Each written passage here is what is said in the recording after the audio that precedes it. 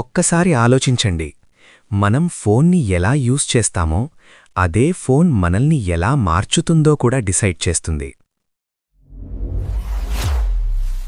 Technology మనకు శత్రువు కాదు, అది మిర్రర్ లాంటిది. మనం ఎలా ఉంటామో అది కూడా అలానే రెస్పాండ్ అవుతుంది.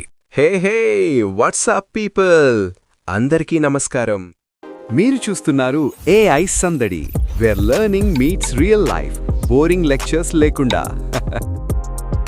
ఒక క్లారిటీతో స్టార్ట్ చేద్దాం. ఈ రోజుల్లో AI గురించి ఎక్కడైనా మాట్లాడుతున్నారు. న్యూస్లో, సోషల్ మీడియాలో, స్కూల్స్లో, ఆఫీసెస్లో AI అనే వర్డ్ ఎవ్రీవేర్. కానీ ఈ స్పేస్లో మనం చెయ్యబోయే పని ఏంటి అంటే, AI అంటే భయపడకూడదు, AIని అర్థం చేసుకోవడం నేర్చుకోవాలి. ఇది స్టూడెంట్స్ కోసం మాత్రమే కాదు, పేరెంట్స్కి, బిగినర్స్కి, టెక్ బ్యాక్గ్రౌండ్ లేకపోయిన వాళ్ళకి కూడా. మనమందరం ఒకటే స్టేజ్లో ఉన్నట్టు ఇమాజిన్ చేద్దాం. Starting stage, curiosity stage. అసలు AI అంటే ఏంటి? ఇది ఆల్రెడీ మన లైఫ్లో ఉందా? హెల్ప్ చేస్తుందా లేకపోతే కన్ఫ్యూజ్ చేస్తుందా? ఈ క్వశ్చన్స్ అన్నీ నార్మలే. అందుకే మనం సింపుల్గా ఆన్సర్స్ వెదుక్కుందాం, ఓవర్ కాంప్లికేట్ చెయ్యం. ఒక మాట క్లియర్గా చెప్పాలి, AI అంటే ఏదో మ్యాజిక్ బటన్ కాదు.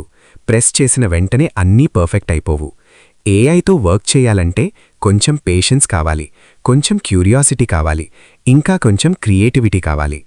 AI మన పనిని రీప్లేస్ చేయడానికి కాదు, మన పనిని ఈజీ చేయడానికి. ఇప్పుడొక సింపుల్ ఎగ్జాంపుల్. AI అనేది ఒక స్మాల్ కిడ్ లాంటిది.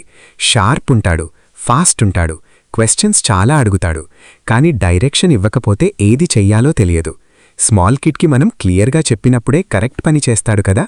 ఇది చెయ్యి, ఇలా చెయ్యి అని గైడ్ చేస్తే రిజల్ట్ కరెక్ట్గా వస్తుంది. AI కూడా అంతే. మనం ఎలా గైడ్ చేస్తామో, ఎలా ప్రాంప్ట్ ఇవ్వామో అది కూడా అలానే రెస్పాండ్ అవుతుంది. అందుకే ఇక్కడ రెస్పాన్సిబిలిటీ ఇంపార్టెంట్. AIకి పవర్ ఉంది, స్పీడ్ ఉంది, ఇన్ఫర్మేషన్ ఉంది, కానీ డైరెక్షన్ మనది. మనం కన్ఫ్యూజ్ అయితే AI కూడా కన్ఫ్యూజ్ అవుతుంది. మనం కేర్లెస్గా యూజ్ చేస్తే రాంగ్ రిజల్ట్స్ కూడా రావచ్చు. కాబట్టి AIని కరెక్ట్గా యూజ్ చేయడమంటే ఫస్ట్ మన ఐడియా క్లియర్గా ఉండాలి, మన ఇంటెన్షన్ రైట్గా ఉండాలి. రెస్పాన్సిబిలిటీ అక్కడే స్టార్ట్ అవుతుంది.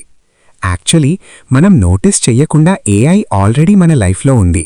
మీ ఫోన్ కెమెరాలో సెల్ఫీ తీస్తే లైట్ ఆటోమేటిక్గా అడ్జస్ట్ అవుతుంది. అది కోయిన్సిడెన్స్ కాదు. యూట్యూబ్లో ఒక వీడియో చూశాక నెక్స్ట్ వీడియో మీకు నచ్చేదే వస్తుంది. అది లక్ కాదు. గూగుల్లో సగం టైప్ చేయగానే మిగతా సగం ఆటోఫిల్ అవుతుంది. ఇదంతా మనం రోజూ యూజ్ చేస్తున్న AI నేర్చుకోవడానికి టూల్స్ ఉన్నాయి, వెబ్సైట్స్ ఉన్నాయి, ఛానల్స్ ఉన్నాయి.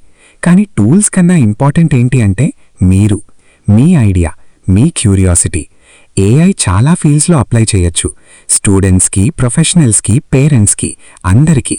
కానీ right idea plus right intention లేకుండా AIని యూజ్ చేయడం సేఫ్ కాదు. అందుకే రెస్పాన్సిబిలిటీ గురించి మాట్లాడుతున్నాం. సో సింపుల్గా గుర్తుపెట్టుకుందాం, AI అంటే ఏదో ఏలియన్ టెక్నాలజీ కాదు. అది మన డైలీ లైఫ్లో హెల్ప్ చేస్తున్న స్మార్ట్ అసిస్టెంట్. మనం దానికి భయపడాల్సిన పని లేదు. మనం దానితో పాటు నడవడం నేర్చుకోవాలి. ఈ AI సందడిలో మనం కాన్సెప్ట్స్ని ఈజీగా, క్యాజువల్గా ఎక్స్ప్లోర్ చేద్దాం.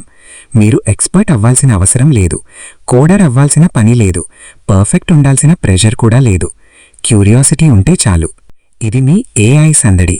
Keep learning, keep smiling. మళ్ళీ కలుద్దాం.